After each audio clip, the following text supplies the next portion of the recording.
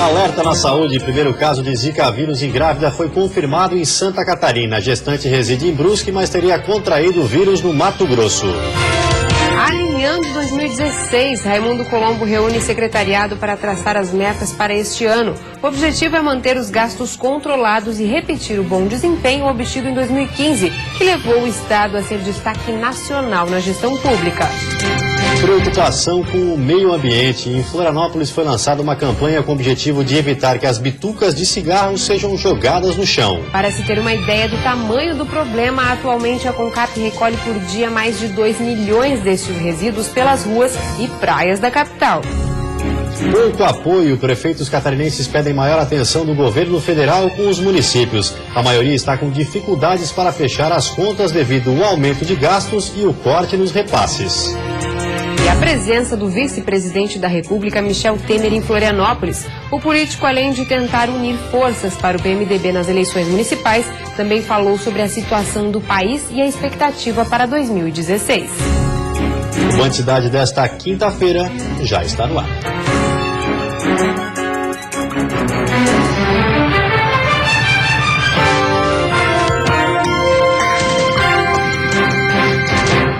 Olá, boa noite. Olá, boa noite. Há poucos dias do Carnaval, a passarela do Samba Nego Querido, na capital, passa... Isso para que tudo fique pronto para os desfiles das escolas e dos blocos. As obras na passarela Nego Querido estão a todo vapor. Arquibancadas estão sendo preparadas para receber o público e os camarotes recebem os ajustes finais. Os reparos começaram há 7 dias e 3 empresas devem fazer os consertos, que somam R$900 mil. Hoje, 2 empresas fazem trabalhos distintos por aqui. Uma delas é responsável pela reforma da estrutura, com recuperação e pintura de paredes, e também com revisão hidráulica e elétrica. Já a outra empresa faz a recuperação asfáltica da passarela. Outra licitação está em andamento e vai escolher a empresa que fará a pintura do asfalto, que recebe o desfile das escolas de samba do Grupo de Acesso no dia 5, sexta-feira, e no sábado, dia 6, do Grupo Especial. Com o tempo, vai deteriorando, então nós temos que fazer uma manutenção para que o carnaval então tenha um bom equipamento para ser usado. Para o presidente da Liga das Escolas de Samba de Florianópolis, a festa deste ano, mesmo com o corte no repasse de verba pública, deve ser ainda mais bonita do que no ano passado. Temos aí a grande novidade do carnaval, que é o Grupo de Acesso A, que seria a terceira divisão do samba, estreando na avenida, né? E o carnaval não sendo mais da nossa cidade especificamente, né?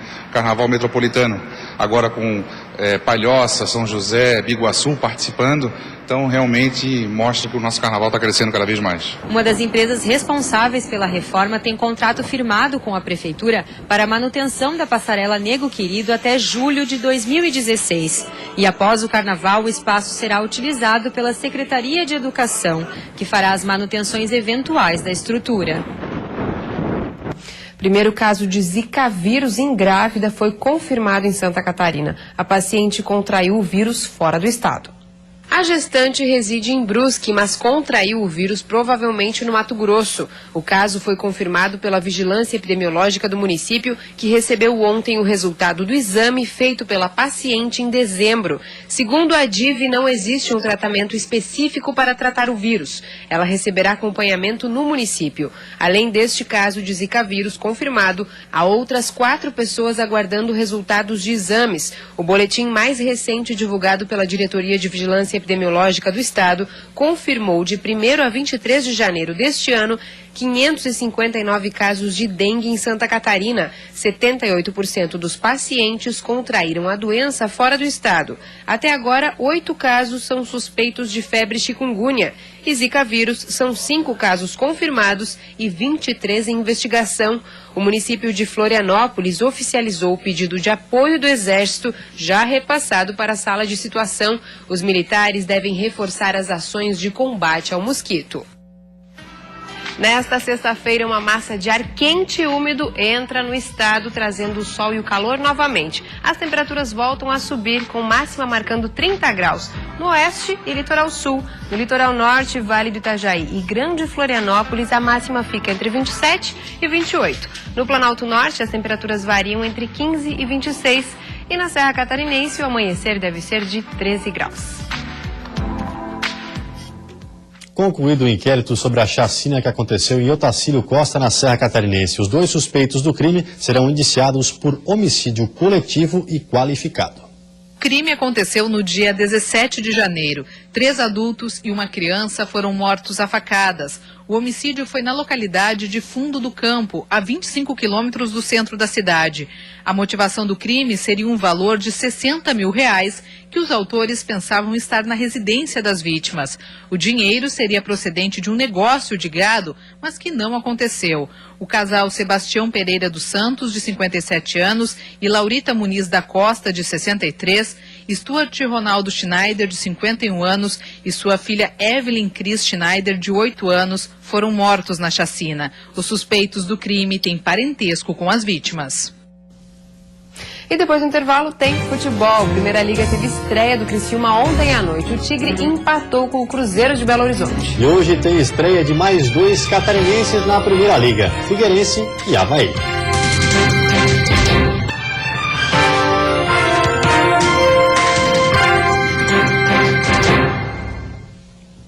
Futebol. O Criciúma estreou ontem na Primeira Liga jogando em casa contra o Cruzeiro de Belo Horizonte. A estreia do Criciúma na temporada empolgou o torcedor carvoeiro. Tudo bem, o Tigre até saiu perdendo para o Cruzeiro, que abriu o placar com o Alisson. Mas depois disso, o tricolor do Sudestado mandou no jogo. O empate veio ainda na primeira etapa, com o Diego Giareta, depois do belo cruzamento do Marlon. Aliás, o Giareta quase virou o jogo logo depois, não fosse o milagre do goleiro Fábio. O Cruzeiro ainda criou alguns lances na primeira etapa, mas assim como no ano passado, o goleiro Luiz estava lá para evitar o pior.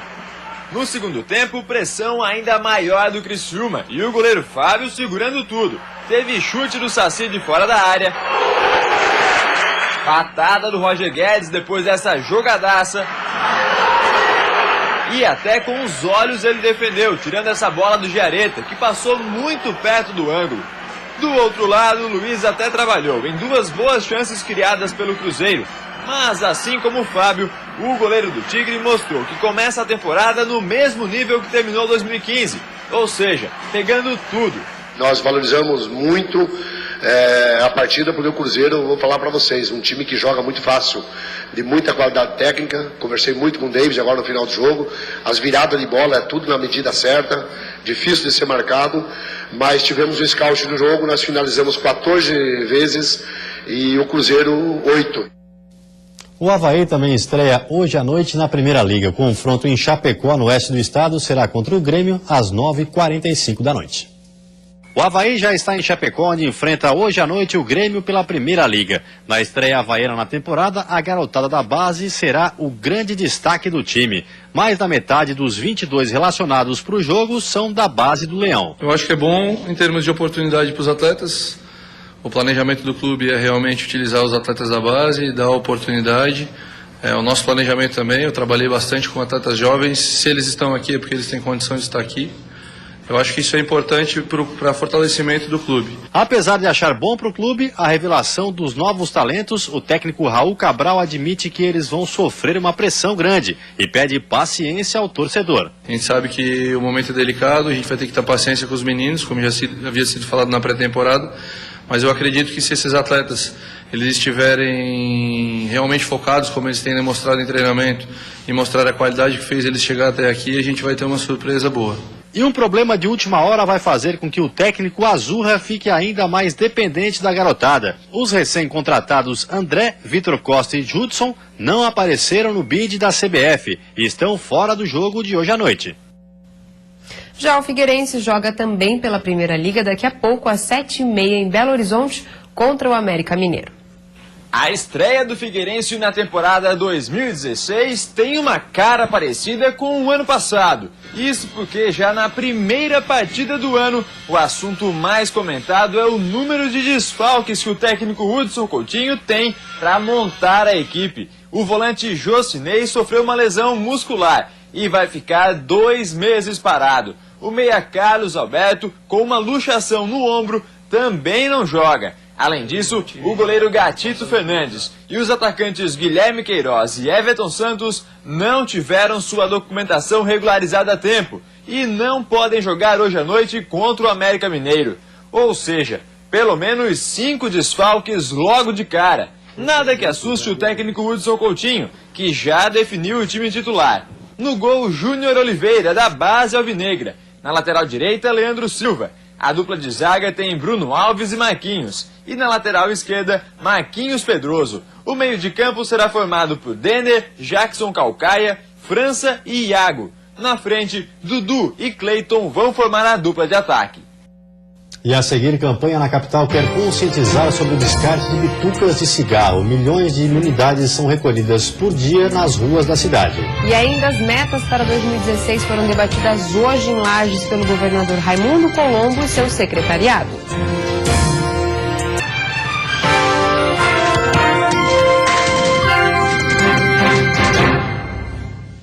De olho no meio ambiente, em Florianópolis foi lançada uma campanha com o objetivo de evitar que as bitucas de cigarros sejam jogadas no chão.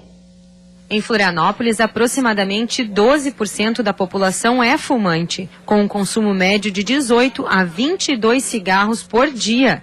Se estes números forem multiplicados, teremos um resultado alarmante da quantidade de lixo gerado. Dados da Organização Mundial de Saúde revelam que na capital de Santa Catarina, cerca de 800 mil bitucas de cigarro são produzidas ao longo de um dia.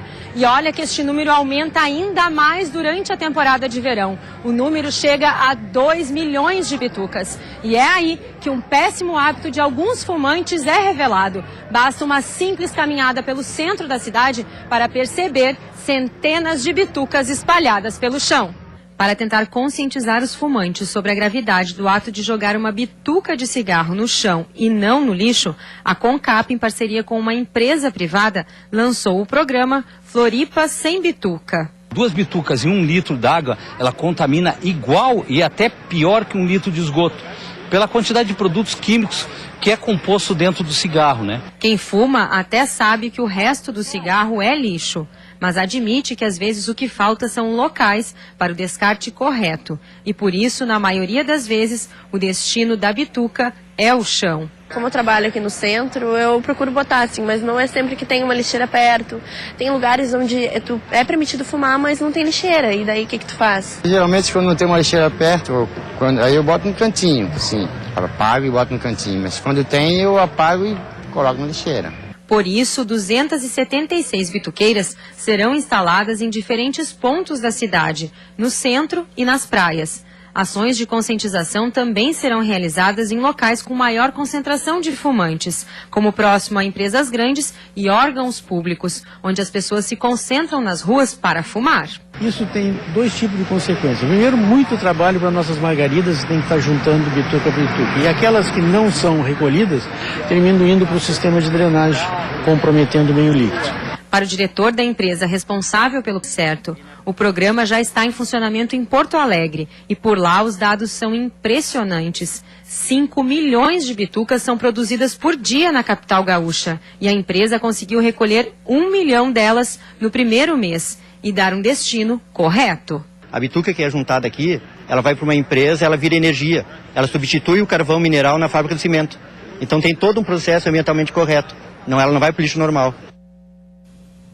A inflação em um ano ficou perto de 11%, mas na hora das compras o consumidor percebe que muitos alimentos subiram bem mais do que isso. A cebola e o tomate lideram a lista. O mesmo tomate na mesma banca pode sair por 7, 6, 5, 3 reais, a depender do nível de exigência. Como é que tá a qualidade aí? Parece que tá médio. São estratégias para conviver com a inflação que nos últimos 12 meses ficou em 10,74%. Os alimentos, especialmente alguns fundamentais na cozinha, foram os que mais subiram. O próprio tomate acumulou alta de mais de 61%. A gente escolhe o que está mais em conta agora. Não só o que quer? Não, nem tudo a gente pode comprar, né? E como substituir a rainha dos temperos? A cebola é campeã, quase 70% mais cara. A batata se junta ao grupo com uma subida de 16%. A gente vendia essa batata top de linha a R$5, depois foi para 6, agora está 7. As batatas melhores. E é assim, o preço é do dia. Esse tipo de produto, que são hortifrutigranjeiros, além da própria situação da economia, tem muitas vezes questões da natureza. Né? Às vezes questões de produção, questões de logística, de transporte. Para manter a despensa cheia com o mesmo salário, Sérgio refez vários planos. Deixei de trocar o carro, evita de sair, porque a gasolina também é um absurdo de caro, né? Se a pessoa não se controlar, ele vai passar necessidade, viu? E no meio de um cenário tão árido, o refresco vende itens que ficaram mais baratos, como o feijão preto, o limão, a banana maçã, a abóbora e o quiabo. Na comparação mercado-feira, aqui, pelo menos hoje, está um pouco mais caro. E o que o consumidor tem observado é uma mudança grande de preço em apenas uma semana. O tomate, por exemplo, sai aqui por R$ 8,50 o quilo, já uns R$2 mais barato na comparação com poucos dias atrás. Então é o momento de pesquisar bastante e sempre aproveitar a melhor oferta naquele momento. Compra pouquinho, né? Tá levando só isso de tomate? Só pro dia, né? E o governador Raimundo Colombo reuniu nesta manhã em Lages todo o seu secretariado para debater as metas para 2016. Várias questões foram levantadas e o objetivo é deixar o Estado novamente em posição de destaque no Brasil, a exemplo do ano passado. O objetivo do encontro foi alinhar a cúpula do governo para medidas de enfrentamento em caso de permanência da estabilidade econômica nacional. Em 2015, através de um planejamento estratégico, o governo catarinense conseguiu, dentre outras conquistas, fechar as contas do ano, adiantar o 13º salário, atrair novos investimentos e tudo sem aumentar impostos. Mas realizou cortes necessários para manter saudável a vida financeira do Estado. Medidas que colocaram Santa Catarina em destaque nacional e que contribuíram para que Raimundo Colombo figurasse entre os governantes mais bem avaliados do país através das pesquisas. A fim de manter o bom rendimento do governo, foram debatidas metas para 2016. O objetivo é estar pronto para qualquer cenário que venha a surgir. A gente tem noção de que será um ano difícil ao ponto de vista da economia e a obrigação do governo não é apenas cuidar das suas contas, mas também ajudar a sociedade a enfrentar a crise. E para isso precisa haver o conhecimento de todos e a participação de todos para que fortaleça as ações do governo. Nós não vamos permitir nenhum paralelismo das nossas ações. O ano de 2016 será repleto de desafios para os secretários do governo Colombo. A ordem é fazer mais com menos e gastar apenas o necessário. A decisão do governo já está tomada, né? O governo não vai aumentar impostos. Vai continuar fazendo gestão, que é uma coisa que o governo demonstrou saber fazer muito bem no ano passado. Trabalhando para que os serviços públicos continuem servindo a sociedade, mantendo os investimentos em alta e economizando muito, né? A regra do governo é ser muito qualificado na gestão do gasto. Todas as áreas são importantes para o governo, mas serão adotadas, como nos anos anteriores, prioridades de investimentos. Hoje o governo anunciou um repasse de R$24 milhões para obras de conservação de rodovias estaduais em todas as regiões catarinenses. Na verdade, nós vamos aplicar 17 milhões nas 35 ADRs e em torno de 6 milhões na superintendência de infra. Nós temos 8 também. E nós vamos dividir a tarefa de manutenção de rodovias estaduais. Agricultura e Defesa Civil também estão se preparando para enfrentar desafios em 2016. A ideia é que nós vamos continuar investindo em pesquisa agropecuária, extensão rural, defesa agropecuária para manter a sanidade e também fomento, cerca de R$650 milhões em Santa Catarina. E a proteção do cidadão catarinense é uma das prioridades, né? Então a pasta da Defesa Civil não sofre nenhum corte, nenhuma contenção, pelo contrário. As metas para este ano são desafiadoras e o enfrentamento das dificuldades terá foco no Estado, mas com avaliações frequentes dos cenários nacional e internacional. Fazer um trabalho forte, né, na questão de manutenção do emprego, de fortalecimento da economia para proteger o aspecto social e acelerar as nossas obras, que isso também é um indutor de crescimento e de proteção à nossa sociedade. E a seguir, o prefeito de São Cristóvão do Sul tomou posse hoje na presidência da Federação Catarinense dos Municípios. E ainda, vice-presidente da República, Michel Temer, esteve em Florianópolis e falou sobre o atual cenário nacional.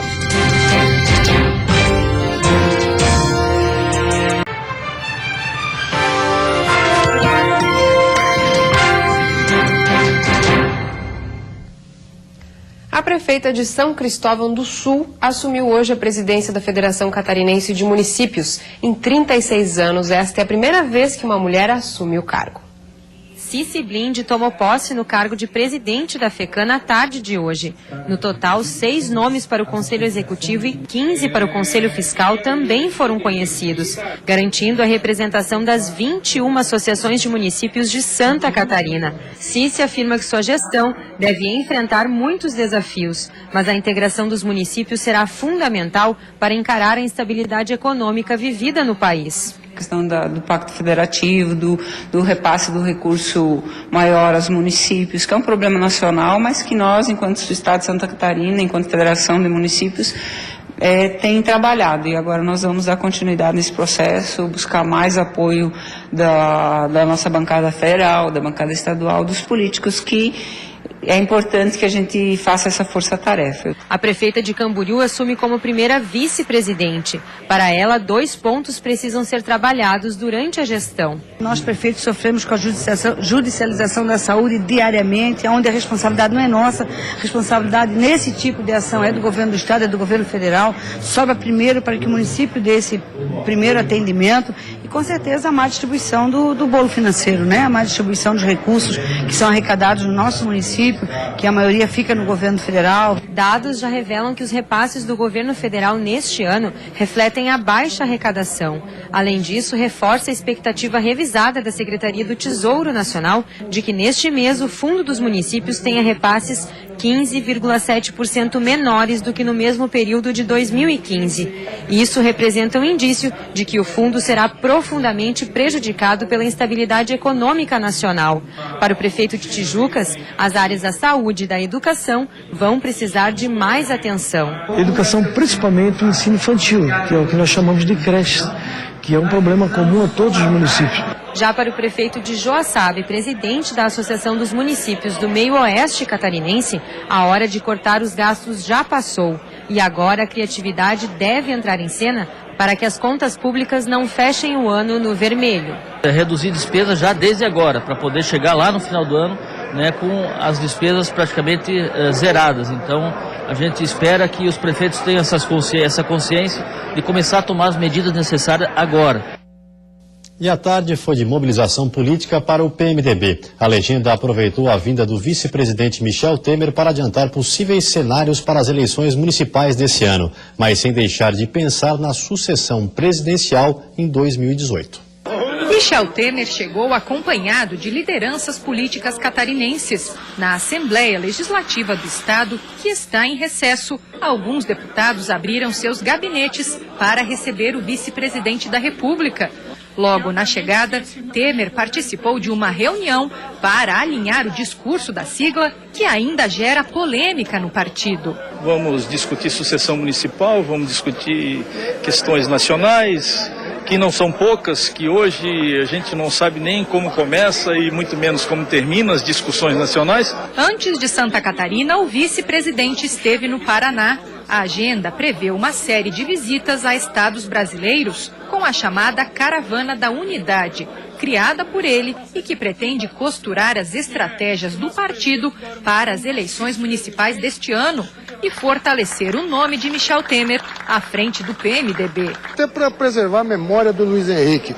O último embate político do Luiz Henrique, a última eleição que ele disputou foi contra o Renan Calheiros. Então, obviamente, que o PMDB de Santa Catarina, além das afinidades que temos com o pensamento do Michel Temer, nós não poderíamos nem de longe pensar em apoiar outra candidatura. Michel Temer está à frente da presidência nacional do PMDB desde 2001 e até o momento é o único candidato nas eleições internas do partido. Rumores apontam que a ala oposicionista da sigla defende que estes encontros regionais sirvam para elaborar a saída dos PMDBistas da relação já estremecida com a presidente Dilma Rousseff. Mas na coletiva aos jornalistas, Michel Temer negou uma crise institucional e defendeu a manutenção do apoio do PMDB ao governo de Dilma Rousseff, sem deixar de lembrar a independência do partido. Nós temos uma responsabilidade com o país. Você sabe que em política você tem valores. Você tem o valor partido político, você tem o valor governo, você tem o valor país. Qual é o valor que prevalece hoje? Não é nem o partido político, nem o governo. O valor que prevalece é o valor país. Mas quando o assunto foi sucessão presidencial, Temer falou mais alto, garantindo que o PMDB terá candidatura própria e revelando que há espaço para diálogo com a oposição. Que o PMDB não pode se manifestar. Quem pode se manifestar no país é só o PT e o PSDB. E não é isto. O PMDB tem o direito de se manifestar. E olha, ao longo do tempo, eu acabei de falar da governabilidade no nosso país, que foi assegurada pelo PMDB. Então é curioso, quando o PMDB lança uma mensagem e quando o PMDB vem, e o PMDB tem um poder político extraordinário, para dizer o óbvio.